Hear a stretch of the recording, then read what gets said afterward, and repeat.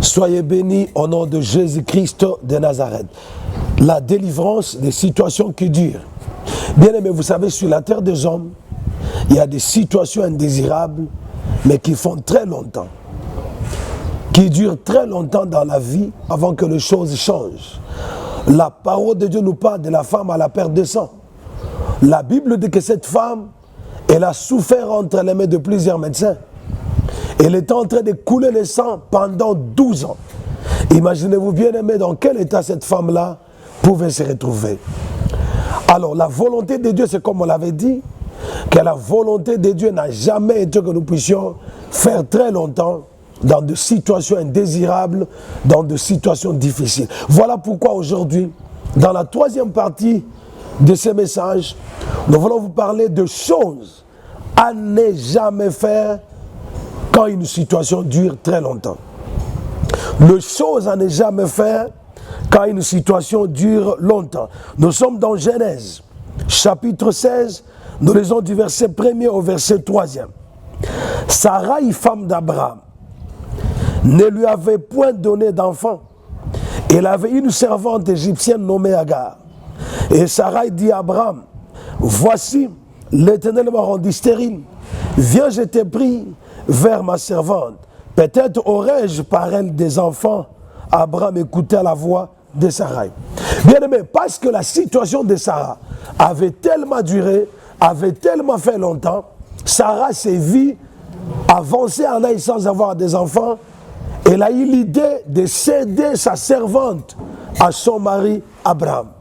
Nous parlons dans cette troisième partie de choses à ne jamais faire quand une situation dure. La première des choses à ne jamais faire quand une situation dure, il ne faut jamais douter de la fidélité de Dieu. Bien aimé dans le Seigneur, Dieu est fidèle. La Bible dit que Dieu n'est pas un homme pour mentir, ni un fils d'homme pour se repentir. Ce qu'il a promis, ce qu'il a dit, ne le fera-t-il pas? Dieu avait fait une promesse à Abraham. Il a dit à Abraham, tu seras père d'une grande multitude de nations.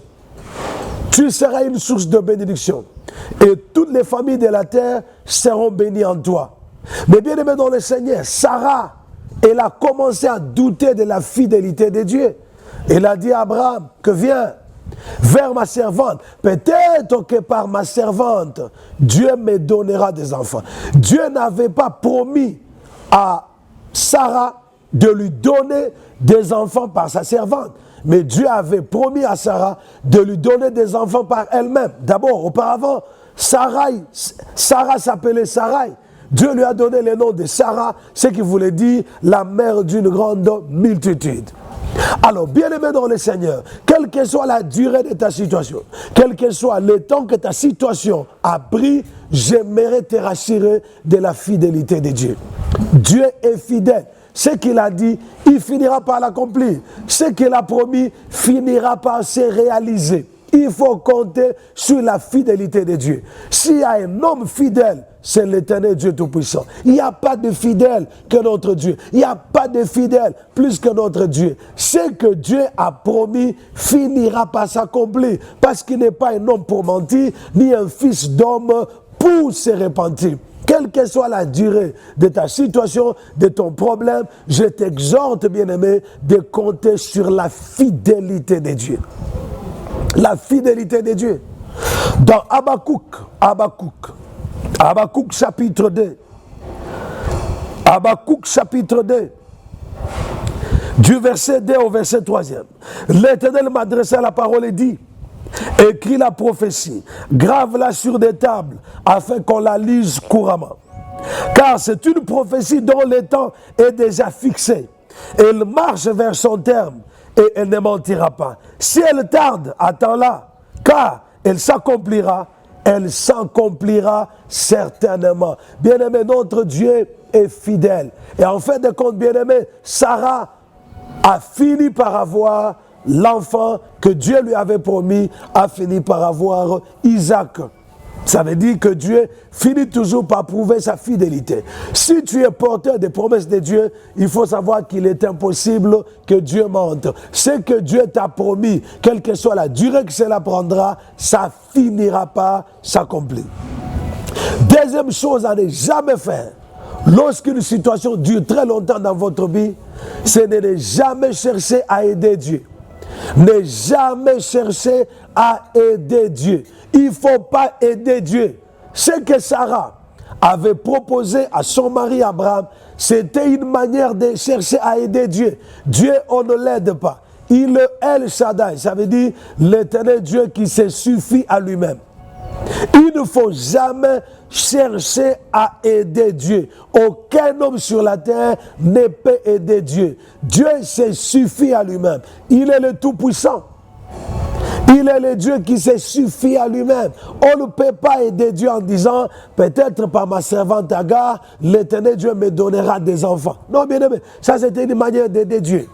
Vous savez, bien aimé, lorsque Dieu veut agir dans la vie d'une personne, personne ne peut s'y opposer, personne ne peut l'en empêcher. Alors, bien aimé, il y a certaines choses que nous faisons qui semblent aux yeux de l'Éternel comme si nous voulions aider Dieu. Dieu t'a promis le mariage, toi-même tu commences à forcer la main à un homme. On n'aide pas Dieu. Lorsque Dieu t'enverra l'homme de ta vie, l'homme pour laquelle il t'avait créé, femme, tu ne forceras pas. Tu ne forceras pas. Lorsque les choses tardent dans votre vie, ne cherchez jamais à aider le Seigneur. Dieu, on ne l'aide pas. Dieu se suffit à lui-même. Il se suffit. Vous allez chez les féticheurs en disant, non, peut-être que Dieu peut agir par les services, par l'aide de ces féticheurs. Comment est-ce que Dieu peut agir en passant par un féticheur? Non, Dieu ne peut jamais agir dans la vie de quelqu'un en passant par un féticheur. Dieu, on ne l'aide pas. Dieu se suffit à lui-même. Si la situation tarde, continue à compter sur le Seigneur. Continue à regarder au Seigneur. Continue à prier. L'éternel Dieu agira. L'éternel Dieu finira par se manifester. La troisième des choses à ne jamais faire, lorsque une situation dure très longtemps, c'est de ne jamais tomber dans l'impatience. De ne jamais tomber dans l'impatience. Ne jamais devenir impatient ou impatiente. L'impatience a conduit beaucoup de gens chez les marabouts. L'impatience a poussé beaucoup de gens même à se suicider, à se donner la mort. Vous savez bien aimé dans le Seigneur, Moïse était monté sur la montagne, chercher la face de Dieu. Dieu devait lui donner les 10 commandements. Alors le peuple est resté. Le peuple était allé vers Aaron et lui a dit, nous allons lire la parole de Dieu, nous sommes dans Exode. J'aimerais que nous puissions lire. Nous sommes dans Exode, chapitre 32, le verset 1er. La Bible déclare, le peuple, voyant que Moïse tardait à descendre de la montagne, le peuple voyant que Moïse tardait à descendre de la montagne, le peuple est tombé dans l'impatience. La plupart des gens qui vont chez les marabouts, qui vont chez les féticheurs, qui abandonnent la voie du Seigneur, qui vont chercher la solution dans l'occultisme, dans la magie, dans la franc-maçonnerie, c'est tout simplement à cause de l'impatience. Fais-nous un Dieu qui marche devant nous, car c'est Moïse, cet homme qui nous a fait sortir du pays d'Égypte. Nous ne savons ce qu'il est devenu. Bien aimé, l'impatience peut te pousser au suicide. L'impatience peut te pousser à aller consulter les marabouts, consulter les féticheurs. Sois patient. La promesse que Dieu t'a donnée est pour un temps fixé. La Bible dit que si la prophétie tarde, attends-la, elle ne mentira pas. Elle s'accomplira certainement. À cause de l'impatience, beaucoup de gens se sont retrouvés dans les maisons de féticheurs, dans les maisons de marabouts. Bien aimé, il y a des gens qui veulent du tic au tac, qui veulent des réponses rapides, qui veulent Ça veut dire, il sème aujourd'hui, que la semence pousse aujourd'hui, qu'il puisse aussi cueillir aujourd'hui. Bien aimé, avec le Seigneur, il faut apprendre à être patient. La Bible déclare que Dieu fait toutes choses bonnes en son temps. Qui te dit que le temps est passé? Qui te dit que l'âge est largement avancé? Dieu connaît les bons moments. Dieu connaît le camp. Il est le seul qui connaît le bon moment de ta visitation. La Bible déclare dans le livre de Pierre que Dieu n'est pas lent à accomplir sa promesse, comme quelques-uns le pensent, mais il use de patience envers nous, ne voulant qu'aucun périsse, mais voulant que tous parviennent à la repentance. Peut-être Dieu voit que la bénédiction que tu lui demandes, si tu l'accordes aujourd'hui, ça va te conduire à la mort. Tu ne sauras pas la gérer. Tu ne sauras pas te maîtriser. C'est pourquoi Dieu est en train de travailler en toi pour développer une certaine maturité en toi. Plusieurs femmes n'ont pas pu bien gérer la bénédiction que Dieu leur avait donnée. Pendant que les choses tardent, peut-être que l'Éternel Dieu est en train de travailler en toi. Tu ne connais pas. Peut-être que Dieu est en train de travailler ton caractère. Peut-être que Dieu est en train de travailler ta maturité. Dieu est en train de travailler ta compréhension de la vie, ta compréhension de la grâce et des choses de la vie. Ils ont dit à Aaron, c'est Moïse, cet homme qui nous a fait sortir de l'Égypte. Nous ne savons pas ce qu'il est devenu. Or, Moïse était sur la montagne en train d'implorer Dieu en faveur du peuple. Moïse était là en train de recevoir du Seigneur des instructions, les 10 commandements qui devaient aider Israël à bien marcher, à bien se conduire afin de voir la gloire de Dieu et de vivre la bonté et la bénédiction de Dieu. Mais ils sont tombés dans l'impatience.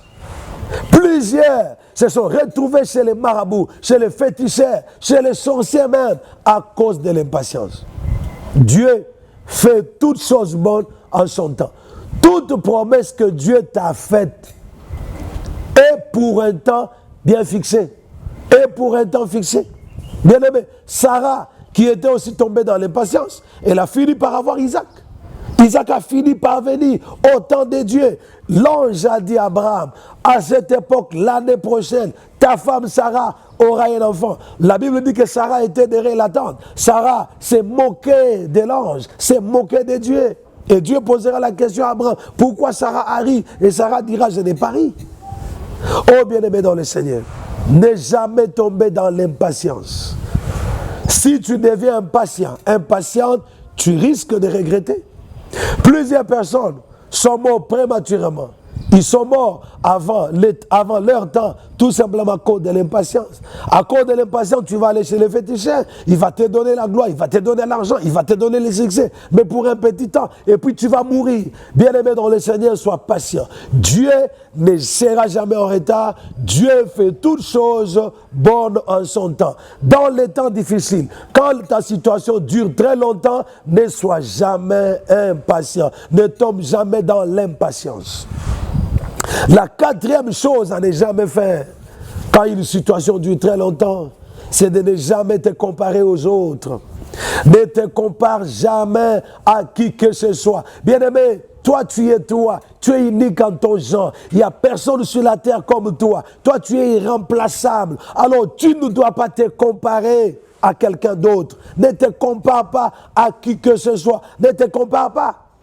Les miracles que tu envies aujourd'hui, les bénédictions des autres que tu envies aujourd'hui, peut-être c'est tout simplement l'ombre de ce que Dieu veut, de ce que Dieu fera pour toi. Vous avez bien aimé le miracle d'Élisabeth était tout simplement un échantillon, quelque chose que Dieu avait utilisé pour montrer à Marie que si Élisabeth, qui a conçu dans sa vieillesse, Élisabeth que tout le monde connaissait comme stérile, a conçu, elle est déjà dans son 6e mois, à combien plus forte raison toi Marie, ton miracle à toi Marie sera plus grand que celui d'Élisabeth.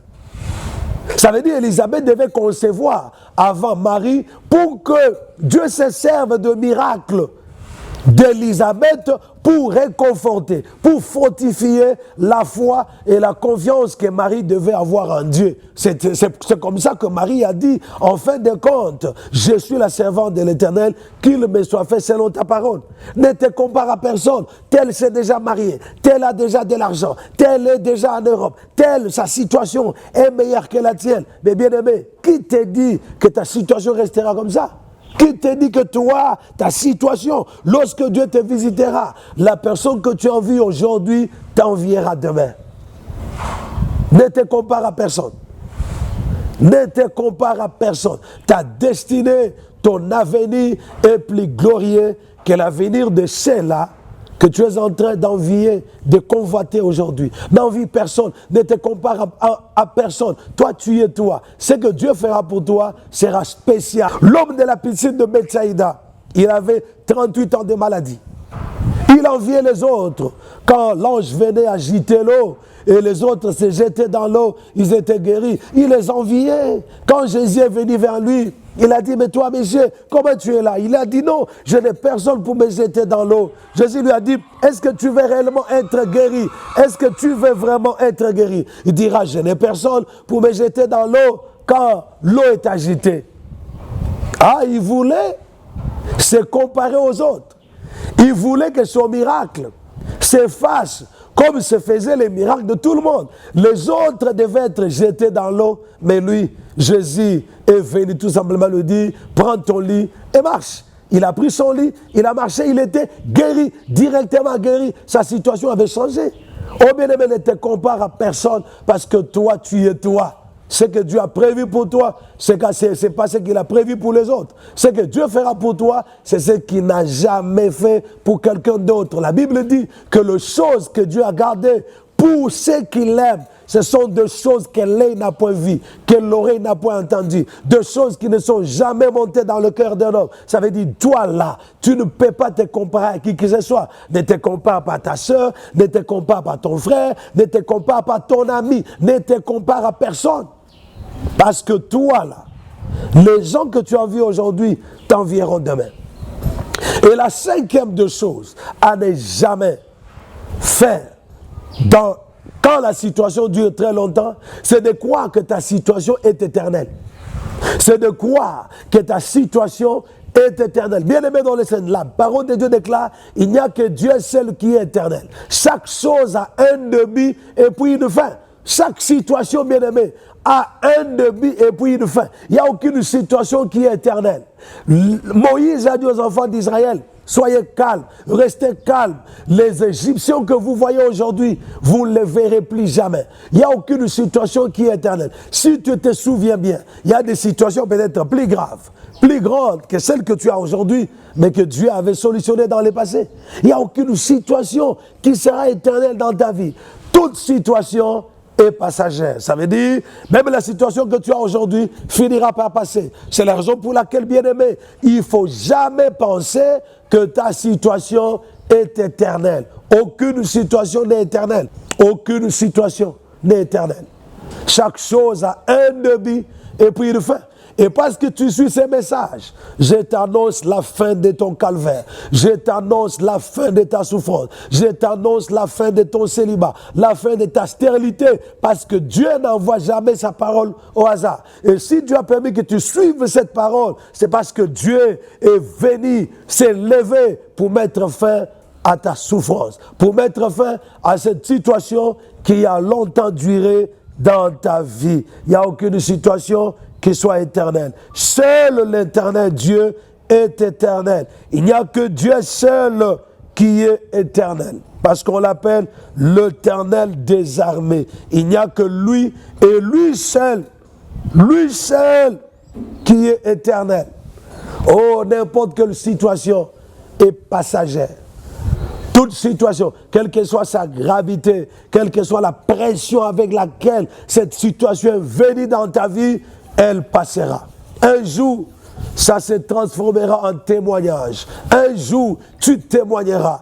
Et les gens, la foi des gens sera fortifiée. Les gens qui seront en train de passer dans la situation similaire que la tienne seront fortifiés et diront non, dans le ciel, il y a un Dieu qui agit, il y a un Dieu qui se manifeste. Il ne faut jamais croire que ta situation, elle est éternelle. Ta situation n'est pas éternelle. Alors, bien aimé, la 6e chose à ne jamais faire, quand une situation dure très longtemps, c'est de ne jamais te consoler quand tu apprends que les autres passent par la même situation. Ne te console jamais. Lorsque tu apprends que les autres personnes traversent par la même situation. Vous savez, ça console, ça réconforte. Quand vous apprenez que la maladie que vous avez, telle personne en souffre aussi, vous dites, oh, gloire à Dieu, je pensais que j'étais seul. Je ne suis pas seul. Quand vous apprenez que tel aussi était marié, et il a des problèmes dans son mariage, vous dites, ah bah écoutez, je pensais que j'étais seul. Ne te console pas. Ne te console pas. Si dans votre famille, la situation que tu as, tout le monde vit cette situation-là, ne te console pas. Si tu vois qu'une situation se répète sur tous les membres de votre famille, là, il faut chercher la délivrance. Parce que la même souffrance que tu traverses est aussi traversée par d'autres personnes. Bien aimé, n'oubliez pas de vous abonner à votre chaîne d'édification, votre chaîne d'encouragement, votre chaîne qui vous ramène au Seigneur, les Sarma TV. Abonnez-vous, ça ne vous coûtera rien. Vous ne perdrez absolument rien en vous abonnant et en partageant ces messages. Il y a quelqu'un qui est aussi en train de passer des temps difficiles, qui a besoin d'écouter ces messages, Et la 7e chose à ne jamais faire, lorsqu'une situation dure, c'est de ne jamais accuser Dieu. Ne jamais accuser Dieu. Bien aimé, il ne faut jamais accuser Dieu. Il ne faut jamais dire que Dieu est méchant, Dieu t'a abandonné. Parce que vous savez, bien aimé, c'est dans la situation difficile que le diable vient accuser Dieu auprès de nous. Que le diable vient accuser Dieu auprès de nous. Et quand nous passons des moments de bonheur, c'est alors que le diable va nous accuser auprès de Dieu. Bien aimé, n'accuse pas Dieu. Ne blâme pas Dieu. Ne sois pas fâché contre Dieu. Vous savez, bien aimé dans le Seigneur, lorsque les enfants d'Israël avaient commencé à parler contre Dieu, c'est alors que Dieu leur avait envoyé les serpents. Lorsque les serpents les mordaient, ils mouraient. Les enfants d'Israël sont morts en cascade. Certaines plaintes, certaines murmures que nous faisons contre Dieu déplaisent à notre Dieu. Quand ta situation dit, n'accuse pas Dieu. Il ne faut pas accuser Dieu, il faut le louer, il faut l'adorer. Parce qu'on n'adore pas Dieu seulement lorsque Dieu a agi. On adore Dieu même dans la situation difficile. L'adoration est différente de la louange. La louange, c'est dire à Dieu ce qu'il a fait. C'est dire à Dieu, proclamer les hauts faits de Dieu. Mais l'adoration, c'est dire à Dieu ce qu'il est. Dire à Dieu ce qu'il vaut pour toi. On n'adore pas Dieu seulement quand tout va bien. On adore Dieu même quand tout va mal. Parce que ce n'est pas quand tout va bien dans ta vie que Dieu devient Dieu. Non, même quand tout va mal, Dieu demeure Dieu. Même quand tout va bien, Dieu demeure Dieu. Ça veut dire nous l'adorons parce qu'il est Dieu. Nous l'adorons à cause de ce qu'il est. Non pas à cause de ce qu'il a fait, à cause de ce qu'il est. Il est le Dieu Tout-Puissant. Il est le Créateur de cieux et la terre. Ça ne change pas qu'il ait agi dans notre vie ou pas. C'est la raison pour laquelle, quand tu traverses des temps difficiles, il ne faut jamais, jamais, jamais blâmer Dieu. Il ne faut jamais accuser Dieu. Que l'Éternel Dieu vous bénisse de là où vous êtes. Je voudrais prier pour vous. Je prie que Dieu te garde à ne jamais commettre des erreurs, à ne jamais poser des actes qu'il ne faut jamais poser lorsque tu traverses des moments difficiles. Que Dieu te garde, te bénisse et te délivre de cette situation indésirable, cette situation misérable que tu es en train de traverser. Au nom de Jésus-Christ, j'ai ainsi prié. Amen. Soyez bénis.